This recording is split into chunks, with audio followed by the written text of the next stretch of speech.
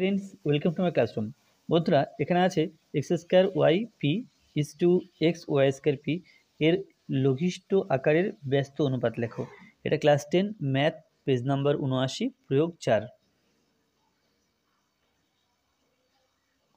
তাহলে একে আগে সরল অনুপাত করতে হবে, অর্থাৎ লঘিষ্ঠ আকারে পরিণত করতে হবে, তারপরে তার ব্যস্ত অনুপাত করতে হবে।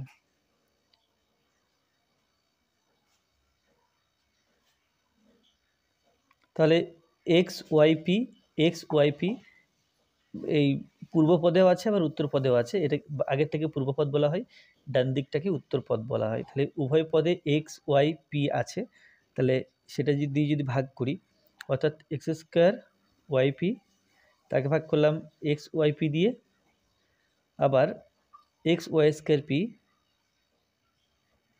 তাকে ভাগ করলাম এক্স ওয়াই পি দিয়ে। তাহলে পিপি কাটছে, ওয়াই ওয়াই কাটছে, আর এক্স এবং এক্স কাটছে, এক্স এক্স কাটছে, ওয়াই ওয়াই কাটছে, পিপি কাটছে। তাহলে এখানে থাকছে এক্স ইজ টু, এখানে থাকছে ওয়াই। তাহলে এক্স ইজ টু ওয়াই এলো। এখন এর ব্যস্ত অনুপাত হবে কি, এটা এটা পূর্বপদ, এটা উত্তরপদ। ব্যস্ত অনুপাত হবে কি, উত্তরপদ আগে আসবে আর পূর্বপদ পরে যাবে। তাহলে এর ব্যস্ত অনুপাত